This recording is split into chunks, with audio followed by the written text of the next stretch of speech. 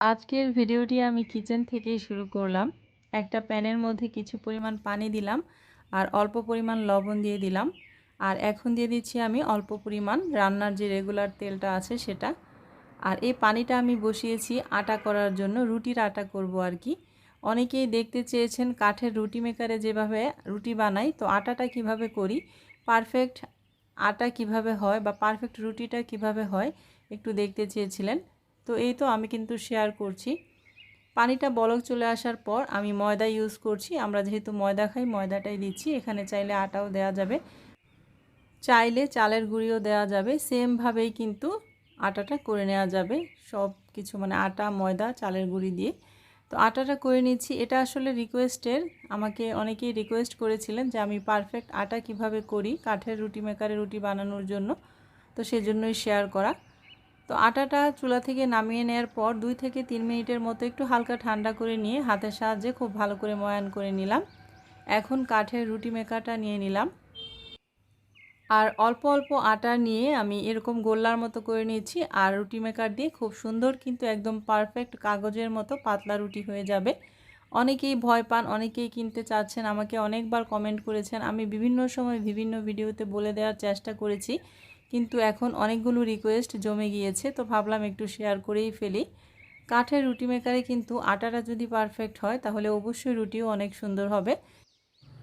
কাঠের রুটি মেকার দিয়ে পারফেক্ট আটা তৈরি করে একদম কাগজের মতো পাতলা রুটি তৈরি করা যায়। তো আমি কিন্তু কথা বলতে বলতে একটার পর একটা রুটি তৈরি করছি। আর এই তো এখানে আমি যে রুটির বক্সটা আছে সেখানে কাগজ দিয়ে রেখে দিচ্ছি। আমাকে একটু আরিয়ানা হেল্প করছে, কারণ রুটিগুলো সব আজকে ভাজবো না, কিছুটা ফ্রোজেন করব, তো সেজন্যই আর কি এভাবে রাখা। তো আমার কাঠের রুটি মেকারটার দাম সম্পর্কেও অনেক জানতে চান অনেকে। আমার এটা 1650 টাকা নিয়েছিল, আমি একটা মেলা থেকে কিনেছিলাম।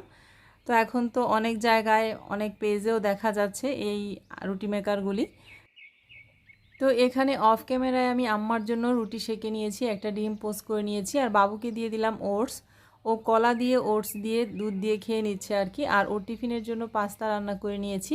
এগুলো আমি সব অফ ক্যামেরাই করেছি। আসলে সব কিছু ক্যামেরায় ক্যাপচার করতে গেলে ভিডিওটা অনেক বেশি লং হয়ে যায়, সেজন্য অনেক সময় অনেক কিছুই শেয়ার করতে পারি না আপনাদের সাথে। লাইফস্টাইল ব্লগ যেহেতু শেয়ার করি, মোটামুটি যতটুকু শেয়ার করা সম্ভব হয় ততটুকু শেয়ার করার চেষ্টা করি।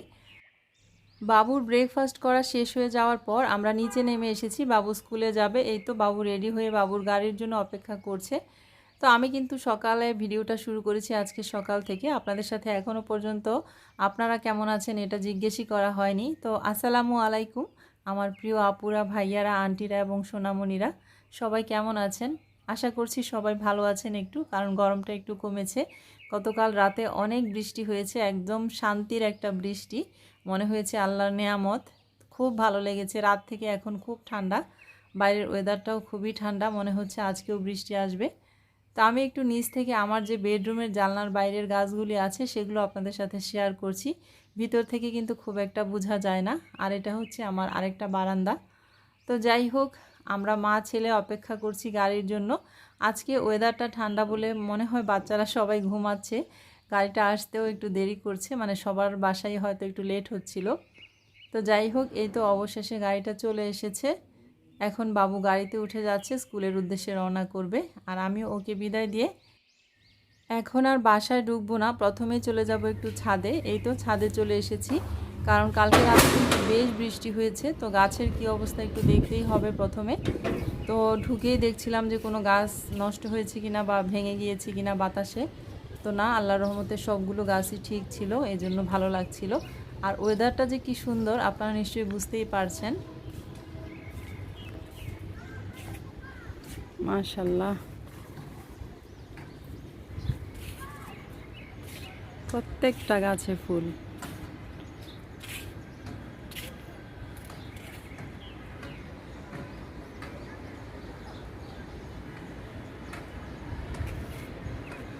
একটা পাতাও দেখা যাচ্ছে না এই গাছটা, শুধু সাদা ফুল।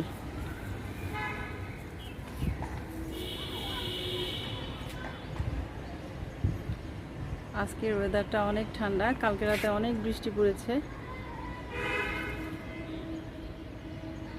মাশাল্লাহ, আমার ছাদ বাগান কত সুন্দর লাগছে। এই গাছটাতে কিন্তু 3 কালারের ফুল। এই তো একটা হচ্ছে এই টাইপের মেজেন্ডা আর কি, আরেকটা হচ্ছে সাদা, আরেকটা হচ্ছে পার্পেল মনে হয় এটা। যাই হোক, আর কাঠগোলাপ গাছটার কি অবস্থা? ফুল তো এখনো দেখা যাচ্ছে না, কলি দেখা যাচ্ছে, ফুল আসবে মনে হয়।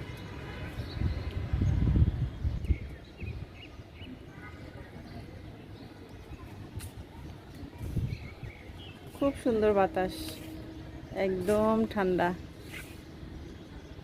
আল্লাহর নিয়ামত আসলে এগুলো, আল্লাহ ইচ্ছা করলে কি না পারে, তাই না? কালকে দিনের বেলায় কত গরম লাগছিল, আজকে অনেক ঠান্ডা।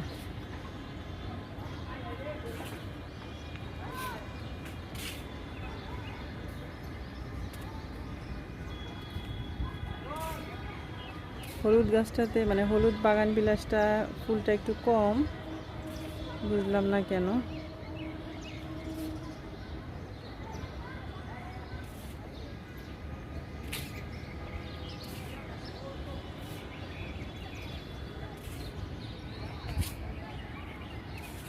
এখানে আবার কয়েকটা অরেঞ্জ আছে, সাদা মেজেন্ডা অরেঞ্জ মিক্সড আর কি।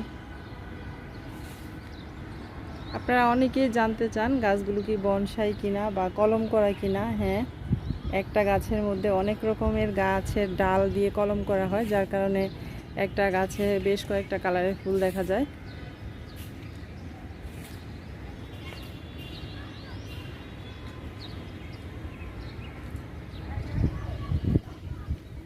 ফুলে ফুলে ভরে আছে সব।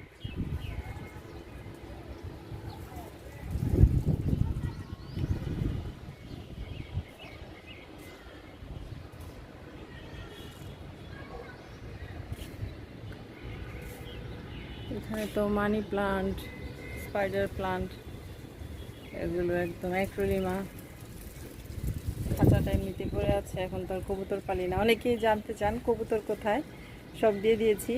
আমাদের বাসায় কিছু দিয়েছি, আমার ভাসুরকে কিছু দিয়েছি, আবার তুলিকেও কিছু দেওয়া হয়েছে।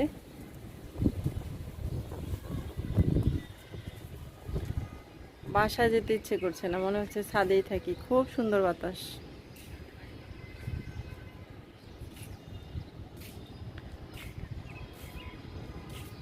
অনেকগুলো কাপড় জমেছে, আজকে কাপড় ওয়াশ করা দরকার ছিল। বিছানা চাদর জমেছে 2টা। তো ওয়েদারটা এরকম দেখে মনে হচ্ছে আবারও বৃষ্টি আসবে কিছুক্ষণের মধ্যে, তো কাপড় আর ওয়াশ করলাম না আজকে। আমাদের যে পিছনে বিল্ডিংটা ছিল দেখেন পুরাটাই উঠে গিয়েছে, 7 তলা হবে মনে হয়।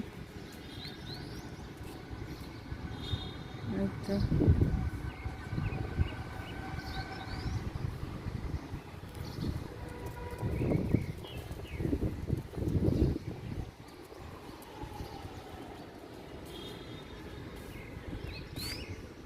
একটা গাছ বাতাসে পড়ে গিয়েছে। তো টপটা ছোট ছিল গাছের তুলনায়, যার কারণে মনে হয় পড়ে গিয়েছে। ছাদ থেকে বাসায় চলে এসেছি, আর এসে প্রথমে আমার বেডটাকে গুছিয়ে নিলাম। আমার বেডের কাভারটা একটু চেঞ্জ করে নিলাম, আর বেডরুমটা একটু টুকিটাকি হালকা পাতলা গুছিয়ে নিলাম।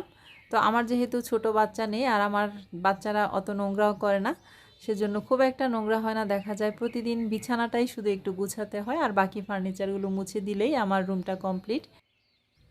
আমার বেডরুমটা তো গুছিয়ে নিলাম। অফ ক্যামেরা এখন আমি একটু ব্রেকফাস্ট করে নিব। আম্মার আর বাবুর ব্রেকফাস্ট হয়ে গেছে, বাবু তো স্কুলে চলে গেল, আরিয়ানা এখনও ঘুমাচ্ছে। তো আমি কিন্তু অফ ক্যামেরায় ব্রেকফাস্ট করে নিয়ে পুরো বাড়িঘর গুছিয়ে নিয়েছি। আর এর মধ্যে এত অন্ধকার হয়েছিল, অন্ধকার হয়ে 10 থেকে 15 মিনিটের মতো ঝুম বৃষ্টি পড়েছে। প্রচণ্ড গরমের পর বৃষ্টি তো খুব ভালো লাগে। বৃষ্টি আসলে মনে হয় যেন মনটাই ঠান্ডা হয়ে যায়, মনটা অনেক শীতল হয়ে যায়, খুব ভালো লাগা কাজ করে মনের মধ্যে, কাজেরও অনেক স্পিড চলে আসে, এরকম মনে হয় আমার কাছে। তো বৃষ্টির সময়টাতে আমি বাড়িঘর সব গুছিয়ে নিয়েছি, ফার্নিচারগুলো সব মুছে নিয়েছি। তো এখন আপনাদের সাথে একটু পুরো বাসাটা শেয়ার করে দিচ্ছি গুছানোর পর কেমন। অনেকেই হয়তো বা মনে করতে পারেন ব্লগিং করি বলে এরকম পরিপাটি করে রাখি সব কিছু, এটা কিন্তু আসলে ঠিক না।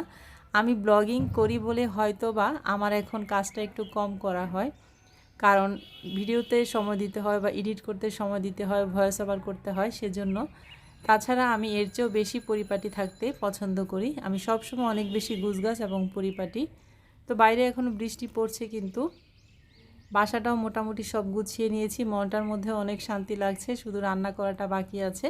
এখন কিচেনের দিকে চলে যাব। কিচেনে গিয়ে একজন আপুর রিকোয়েস্ট আছে, সেটা আগে রাখবো, তারপরে আমি রান্নাবান্না শুরু করব। কিচেনে চলে এসেছি। আমার যে সিঙ্ক র্যাকটা আছে, একজন আপু, নাহার মনে হয় আপুর নাম, তো আপু একটু দেখতে চেয়েছিলেন, মেজারমেন্ট ফিতা দিয়ে মেপে বলেছিলাম দেখিয়ে দিব এটার মাপটা। তো এটা এভাবে আর কি লম্বালম্বিতে আছে 30 ইঞ্চি। এই তো আমি দেখিয়ে দিচ্ছি। আর হাইটটাও দেখতে চেয়েছিলেন আপু, প্লেট সহ হাইটটা নিচ থেকে কতটুকু সেটাও একটু দেখিয়ে দিচ্ছি। প্লেটের উপর থেকে ধরে নিচ পর্যন্ত এই তো 26 আছে, হাইটটা হচ্ছে 26। এই তো আশা করছি আপু আপনি যদি ভিডিওটা দেখে থাকেন তাহলে বুঝে যাবেন আপনার মানে যা প্রয়োজন ছিল সেটা। আর এভাবে চওড়ায় কতটুকু আছে সেটাও একটু দেখিয়ে দিচ্ছি। চওড়ায় আছে হচ্ছে 11। এই তো চওড়ায় 11 আছে। তো সিঙ্কের উপরে রাখলেই এই সিঙ্ক র্যাকটা বেশি ভালো লাগে, কিন্তু আমার তো প্রবলেমের কারণে আমার এখানে রাখতে হয়েছে। তো যাই হোক, এখন আমি রান্নাবান্না করব। রান্নাবান্না করার জন্য এখানে খালা কচু কেটে রেখেছে। কচুটা আমাদের গ্রামের বাড়ি থেকে আনা হয়েছে। এখানে বেগুন, আলু আর এখানে লাউ শাক কাটা হয়েছে। বেগুন, আলু, লাউ শাক দিয়ে আজকে শুটকি দিয়ে রান্না করব, মলা শুটকি। আর এখানে শসা কেটে রাখা হয়েছে, চিংড়ি মাছ দিয়ে রান্না করব। কচুটাও চিংড়ি মাছ দিয়ে রান্না করব। পেঁয়াজ কেটে রাখা হয়েছে বেশি করে। তো সব কিছু কেটে কুটে ধুয়ে খালা সব কিছু গুছিয়ে রেখে ঢাকনা দিয়ে ঢেকে রেখেছে। এখন আমার সব কাজ শেষ, ব্রেকফাস্ট করাও শেষ, মানে মোটামুটি সব কিছু গুছিয়ে ফেলা হয়ে গেছে। এখন জাস্ট আমি রান্নাটা করে নিব। আর আজকে মলা শুটকি দিয়ে আমি লাউ শাক দিয়ে রান্না করব, সেটা আপনাদের সাথে রেসিপিটা শেয়ার করব। অনেকেই শুটকির রেসিপি দিতে বলেন, সেজন্য ভাবলাম রান্নায় যখন করছি রেসিপিটা শেয়ার করে ফেলি। শুটকিটাকে প্রথমে তাওয়া দিয়ে একটু টেলে নিলাম। এরপরে একটা পাতিল বসিয়ে দিলাম চুলায়। কিছু পরিমাণ পেঁয়াজ কুচি দিয়ে পরিমাণ মতো তেল দিয়ে দিচ্ছি। পেঁয়াজটাকে হালকা কিছুক্ষণ ভেজে নিব। ভেজে নেওয়ার পর আমি কিছু পরিমাণ রসুন অ্যাড করব। রসুন কুচি অ্যাড করলে আরও ভালো লাগতো। তো পাশের চুলায় কিন্তু আমি কচু দিয়ে চিংড়ি মাছটাও রান্না করে নিচ্ছি। আর এদিক থেকে শুটকির তরকারিটা বসাচ্ছি। এই তো আমি 1 টেবিল চামচ পরিমাণের মতো রসুন পেস্ট অ্যাড করলাম। রসুন পেস্টটাও আমি পেঁয়াজের সাথে খুব ভালো করে কিছুক্ষণ ভেজে নিব, কাঁচা গন্ধটা যেন চলে যায়। স্বাদ মতো লবণ দিয়ে দিলাম। এখন দিয়ে দিচ্ছি 1/2 চা চামচ পরিমাণ হলুদের গুঁড়া, 1/2 চা চামচ পরিমাণ ধনিয়া গুঁড়া আর 1 চা চামচ পরিমাণ মরিচের গুঁড়া। সবগুলো মশলা দিয়ে অল্প পরিমাণ পানি দিয়ে আমি মশলাটাকে খুব ভালো করে কষিয়ে নিচ্ছি। মশলাটা যত বেশি কষানো ভালো হবে তত বেশি খাবারের মানে তরকারির টেস্ট ভালো আসবে। এখন দিয়ে দিলাম আমি ধুয়ে রাখা শুটকিগুলো। তো মলা শুটকিটা খুব ভালো করে আমি মশলার সাথে আরও কিছুক্ষণ কষিয়ে নিব। এখানে কিন্তু চাইলে রসুনের আস্তা কোয়াও দেওয়া যেত, আমি ইউজ করিনি, আপনারা চাইলে ইউজ করতে পারবেন। শুটকিটা কষানো হয়ে গেছে। এই পর্যায়ে এসে বেগুন, আলু দিয়ে দিচ্ছি আর লাউ শাকটাও দিয়ে দিব। অল্প পরিমাণ লাউ শাকের ডাঁটা এগুলো অ্যাড করলাম। খুব ভালো লাগে কিন্তু যে কোনো শাক দিয়ে শুটকি রান্না করলে। সবজিগুলি অ্যাড করার পর শুটকির সাথে খুব ভালো করে কিছুক্ষণ কষিয়ে নিচ্ছি। এখন ঢাকনা দিয়ে দিলাম। ঢাকনা দিয়ে 5 থেকে 6 মিনিটের মতো কষিয়ে নেওয়ার পর একটু হালকা ঝোল বের হয়ে এসেছে। এই ঝোলটা দিয়ে কিন্তু আমার শুটকির তরকারিটা রান্না হয়ে যাবে। আমি কোনো রকম পানি অ্যাড করব না, চুলার হিটটা শুধু একটু কমিয়ে রাখছি। এই তো 5-6 মিনিটের মধ্যে শুটকির তরকারিটা কমপ্লিট। আর একটা সার্ভিং ডিশে সার্ভ করে নিলাম। মাশাআল্লাহ অনেক বেশি লোভনীয় লাগছে দেখতে। আর এদিক থেকে শসা আর চিংড়ির তরকারিটাও হয়ে গেছে। কচু দিয়ে চিংড়ি রান্না করেছি, সেটাও হয়ে গেছে। তো আজকের দুপুরের মেনুতে ছিল আমাদের এই লাউ শাক, বেগুন দিয়ে মলা শুটকি, শসা দিয়ে চিংড়ি মাছ আর কচু দিয়ে চিংড়ি মাছ। এখানে আম্মাকে ভাত দিয়ে দিলাম, আব্বাকেও দিয়ে দিয়েছি, দুজনে ভাতটা খেয়ে নিচ্ছে। অফ ক্যামেরায় কিন্তু আমাদের সবার খাওয়া দাওয়া হয়ে গেছে, বাবু স্কুল থেকে চলে এসেছে, সেগুলো আর কিছু আপনাদের সাথে শেয়ার করিনি। তো এখন ভাবলাম আরও একজন আপুর রিকোয়েস্ট রেখে নেই। উম্মে কুলসুম সীমা আইডি থেকে আপু আরিয়ানার যে আগানুটা আরিয়ানা পরেছিল সেই ড্রেসটা একটু খুব ভালো করে কাছ থেকে দেখতে চেয়েছিলেন। তো আমি কিন্তু আপুর জন্য ড্রেসটা দেখিয়ে দিচ্ছি। এটা হচ্ছে প্যান্টটা কিন্তু আলাদা কিনা, আর এটা হচ্ছে ওড়না টিস্যুর মধ্যে কাজ করা আর কি। সিকোয়েন্সের কাজও আছে, আবার এমব্রয়ডারি কাজও আছে। যাই হোক, আর এটা হচ্ছে জামাটা স্টোন ওয়ার্ক করাও আছে, সিকোয়েন্সও আছে, সুতার কাজও আছে। জামাটা কিন্তু খুবই সুন্দর, কালারটাও খুব সুন্দর। তো এটা আরিয়ানার আর কি, আরিয়ানার ড্রেসটা দেখতে চেয়েছিলেন ওই আপু, সেজন্যই শেয়ার করছি এখন দুপুরে খাওয়া দাওয়া করার পর। আর আপু বলেছিল যে আরিয়ানার ড্রেসের সাথে যে কানের দুলটা পরেছে সেটাও যেন একটু ভালো করে দেখিয়ে দেই। তো এই কানের দুলটাই কিন্তু পরেছিল। এটা ওর বান্ধবীর বিয়ের সময় কিনেছিলাম। আমি কিন্তু আগে ভিডিও শেয়ার করেছি এই কানের দুলের। এটা মনে হয় 350 না 390 টাকা নিয়েছিল। তো আপু, আশা করছি আপনি যদি ভিডিওটা দেখে থাকেন আপনি দেখতে পেরেছেন বা বুঝতে পেরে গেছেন। আমি কিন্তু যতটুকু সম্ভব আপনার জন্য কাছ থেকে জামাটা এবং কানের দুলটা দেখিয়ে দেওয়ার চেষ্টা করেছি। তো এখন বাবুকে পড়তে বসিয়েছি। বাবুকে বাংলাটা আমি নিজেই পড়াচ্ছি, টিচারের কাছে দিয়ে আসলে বাংলাটা ওর কাভার হচ্ছে না বা বাংলায় ওরকম ভালো করছে না। সেজন্য বাংলাটা আমি দুপুরের সময় বাসায় একটু সময় বেশি নিয়ে পড়াচ্ছি। আর এদিক থেকে বাবু আবার বলছে ক্ষুধা লেগে গেছে, তো ভাবলাম এই পিঠাগুলো ভেজে নেই। পাতার পিঠা আর ঝিকিমিকি পিঠা, এগুলো কিন্তু আমাদের দেশের গাজীপুরের ট্র্যাডিশনাল পিঠা। তো এগুলো ঈদের সময় দিয়েছিল ভাবির বাবার বাড়ি থেকে ভাবির ভাবি, তো আর ভাজা হয়নি, তো আজকে ভেজে নিচ্ছি। তো আমি যে এয়ার ফ্রায়ার বাস্কেটটার মধ্যে আমার এই পিঠাগুলো ভেজে রাখছি, অনেকের প্রশ্ন যে এটা কত দিয়ে কিনেছি, কোন পেজ থেকে। এটা আসলে আমি কোনো পেজ থেকে কিনিনি, একজন আপুকে গিফট করেছিল এক মানে ওষুধ কোম্পানি থেকে। তো ওই আপুটা আবার প্রয়োজন নেই তার, সে বিক্রি করে দিয়েছিল আমার কাছে, আমি 500 টাকা দিয়েছিলাম। এখন অনেক পেজে কিন্তু এই জিনিসটা দেখা যাচ্ছে, আপনারা কিন্তু চাইলে সেখান থেকে দাম জেনে নিতে পারেন।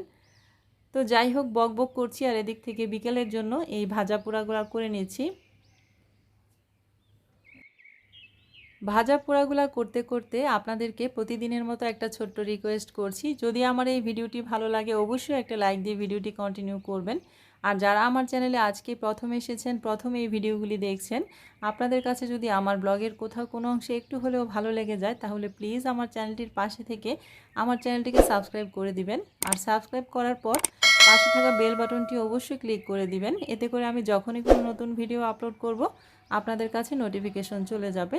আর যারা ফেসবুক পেজ থেকে আমাকে ফলো করছেন অবশ্যই একটা লাইক দিয়ে আমার সাথে থাকবেন।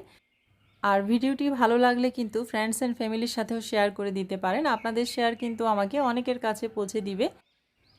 এই তো বাবু কিন্তু এখানে পড়া থেকে উঠে এসেছে, দুই ভাই বোন মিলে ঘরের ভিতরেই ফুটবল খেলছে। আজকের ভিডিও আমি এখান থেকে শেষ করতে চাচ্ছি। যদি কোনো ভুল ত্রুটি করে থাকি আজকের ভিডিওতে, সবাই প্লিজ ক্ষমা সুন্দর দৃষ্টিতে দেখবেন। আর মনিরাস ওয়ার্ল্ডের নেক্সট একটা ব্লগ নিয়ে আপনাদের সাথে দেখা হচ্ছে আবারও খুব শীঘ্রই। সেই পর্যন্ত সবাই ভালো থাকবেন, সুস্থ থাকবেন। আজকের মতো বিদায়, আল্লাহ হাফেজ।